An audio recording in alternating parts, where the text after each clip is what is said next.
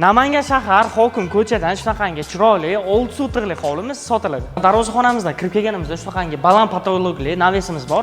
Xohlaganingizcha moshina sig'dirsangiz bo'ladi. Огородlarga ham shunaqangi chiroyli fontanlarni qilib qo'yishgan. Yozgi kunlarda maza qilib tapchalarda dam olib o'tirasiz. To'g'rimizda alohida sanuzel va alohida hojatxonani planirovka qilishgan. Buni yonida esa kacholni xonamiz joylashgan. Bu tomondan esa podvalimizga ham tushsa bo'ladi. Hojatxonamiz tepasida esa yana bitta shunaqangi xonamiz bor. Bu xonamizga 2 tonnali suv yonkislarini o'rnatib qo'yishgan.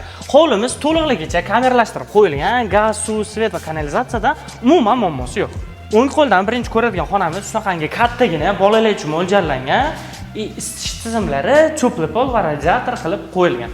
Bu xonamiz yonida uydalis ko'rinishdagi kattalikcha mo'ljallangan ikkita xonamiz bor. Sanuzellargacha o'rnatib qo'yishgan, plus o'zining ichida alohida konditsionerlarga ega.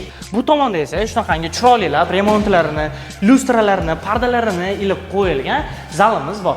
Zalimiz ham o'zining alohida konditsionerlarini o'rnatib qo'yishgan. Zalimiz yonida yana bitta kattalikcha mo'ljallangan yotoqxonamiz joylashgan. Bu xonamiz o'zining ichida alohida sanuzellarga ega. Bu xonamiz ham o'zining alohida konditsionerlari bor. Bu tomon ikkinchi etajimizda ikkita alohida xonalarimiz bor.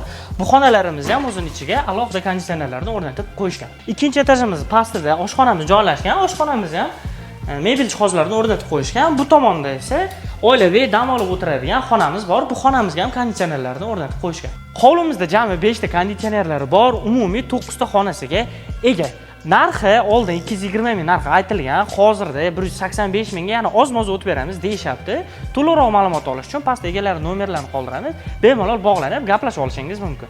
Shunaqangi chiroyli hovlilarni o'tkazib olmaslik uchun Houses Namanganga obuna bo'lib qo'ying.